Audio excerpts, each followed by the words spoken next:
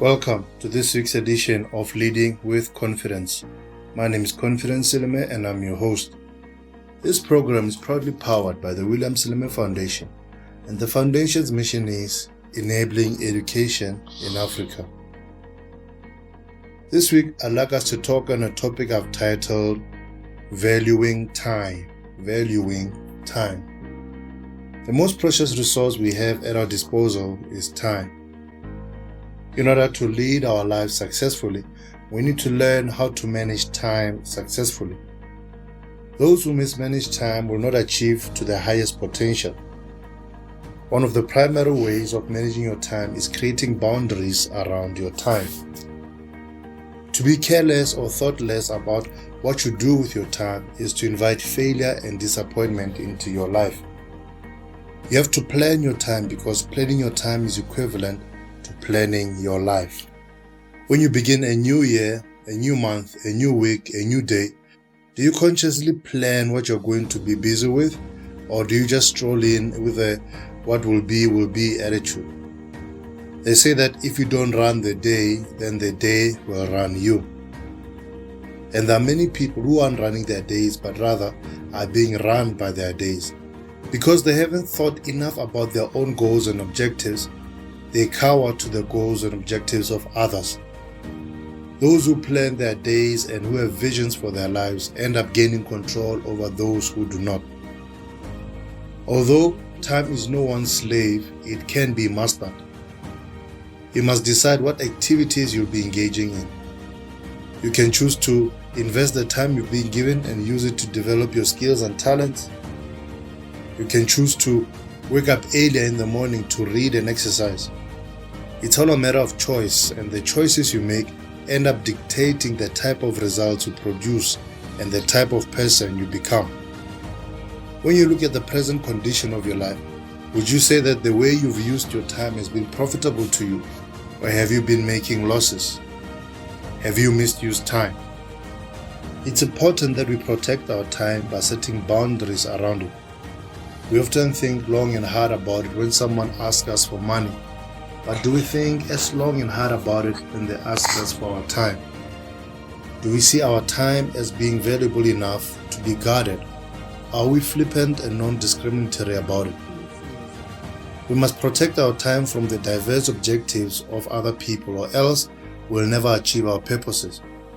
We'll always be following foreign missions instead of leading our own life's visions. Not every meeting is worth going to. Not every sports game is worth watching. Not every party is worth attending. Protect your time, or you'll leave yourself vulnerable to OPM, other people's missions. It's also vital that you set aside time to rest. This is something that many people who are purpose conscious fail to do. They are so focused on getting things done that they forget to set aside time for resting and recuperation. Rest isn't something that is an option. It's mandatory if you wish to go the distance. Those who do not prioritize rest end up fatigued and unable to bring their best to the fore. They also endanger their health because they are robbing their bodies of an essential need that the body has. Rest isn't only physical. It's also mental and spiritual.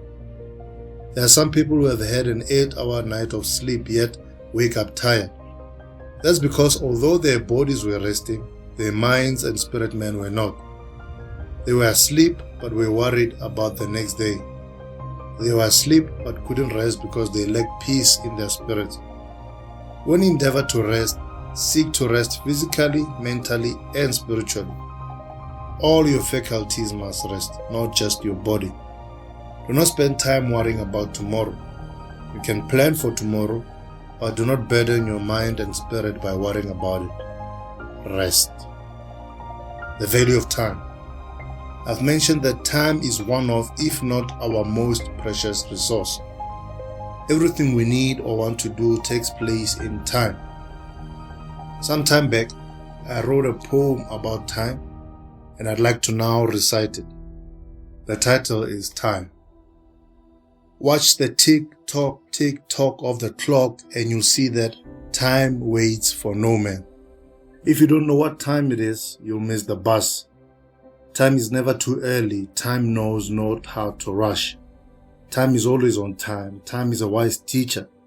Just as the seconds turn into minutes and hours into days, she says to us that we too must grow. The passing of time is no guarantee of a harvest, so we too must sow. She neither begs nor pleads. She neither conforms nor concedes. She is slave to none, yet she can be mastered. Let's look at these lines in greater detail. So number one, we said, watch the tick-tock of the clock, and you'll see that time for no man stops. What does this mean? Time doesn't stop for anyone, no matter how much money you have or how much you may beg. Time doesn't stop for anyone in this world. It carries on ticking.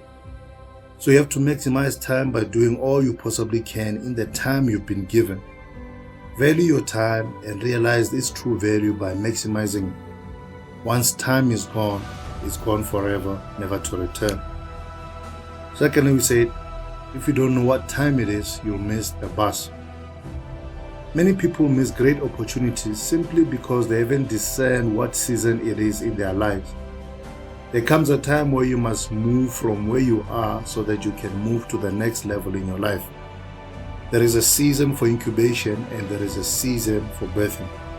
When the season of incubation has come to an end, then it is time to be birthed so that you can experience a new level of purpose and vision. Many people miss the bus because they choose the comfort of the incubator rather than enter into the greater dimension of birth. We also said, time is never too early. Time knows not how to rush. Time is always on time. What does this mean? It's important that we do not leave the incubator too early. An eaglet, for example, may desire to fly so much that it leaves the nest earlier than it should, and it may end up falling on the rocks. Discern the season and know what time it is. Don't jump or try to fly too soon. Don't be in a rush. Be on time. Being too early or too late are both indicators of a wrong sense of timing. Those who are overly eager tend to rush into things, and those who are procrastinators or lackluster in their attitude tend to be late.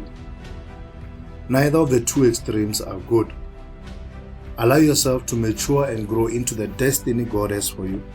But when it's your time to move, take action. Move. Next, we say time is a wise teacher.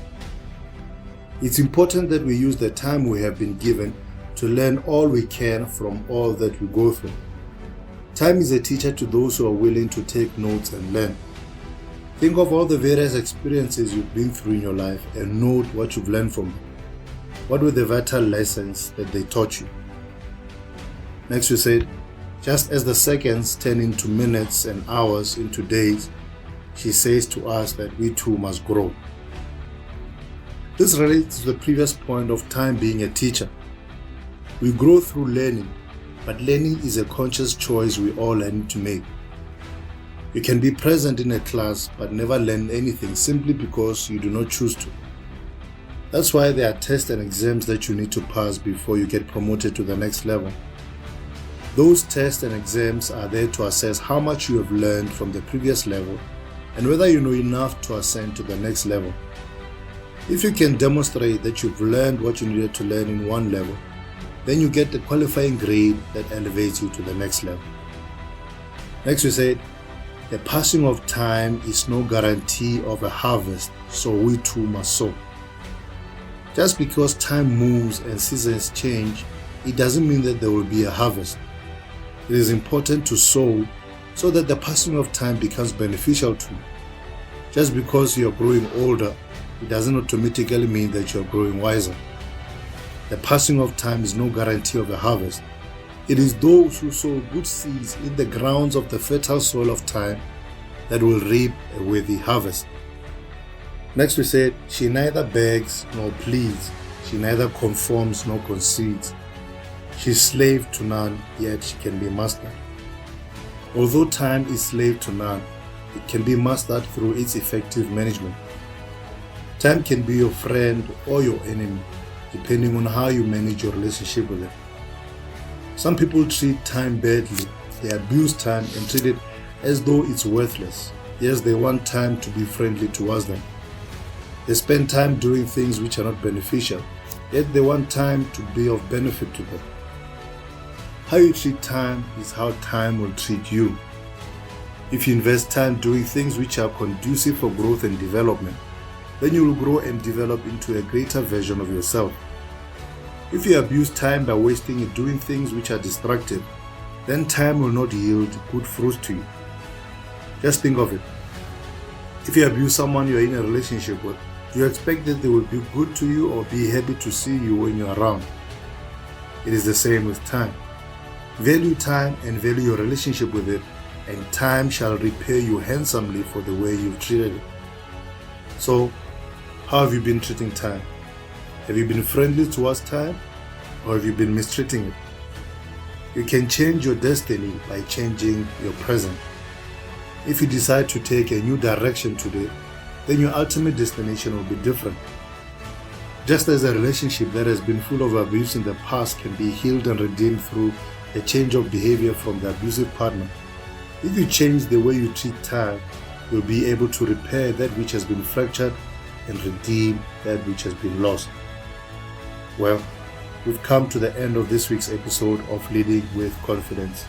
Cheers.